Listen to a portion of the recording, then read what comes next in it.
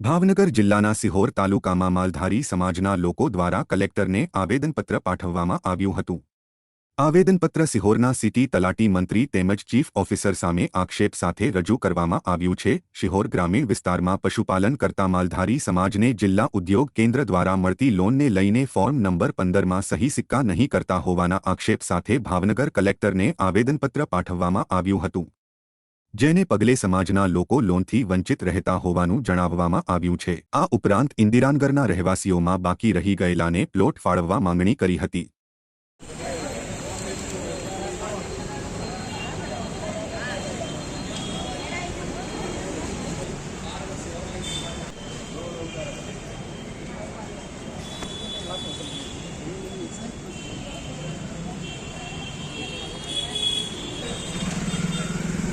काय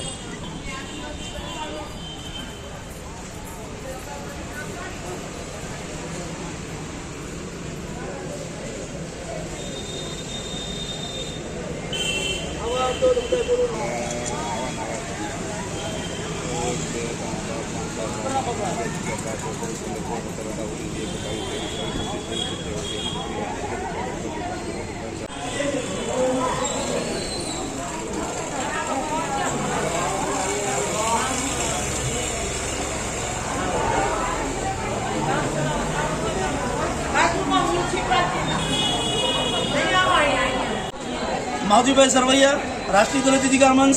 આજે છેલ્લા 30 વર્ષથી આખોડ જગાતકાની બાજુમાં ઇન્દિરાનગરમાં જે ગરીબ માણસો રહે છે એમને ઘરનું ઘર મળે, 30 વર્ષથી ઝૂંપડા વળીને રહે છે।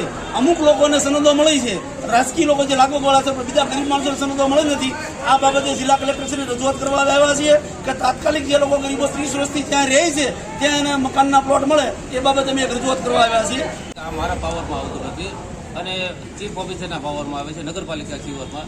નગરપાલિકા ચીફ ઓફિસર સાહેબ લેખિતમાં જવાબ આપે છે કે અમારા પાવરમાં ગામ નંબર 15 આવતો નથી। તમે કલેક્ટર સાહેબને માલધારી સમાજ વતી રજૂ કરીએ છીએ કે રજૂઆત કરીએ છીએ કે આ ખોટા પાવરમાં સાહેબ આવે છે, તો આવો માલધારી સમાજને ન્યાય મળે અને ચોક્કસ જિલ્લા ઉદ્યોગ તરફથી લોન મળે અને તેમને ન્યાય મળે તેવી આશા સાથે આ બે શબ્દ કહેવામાં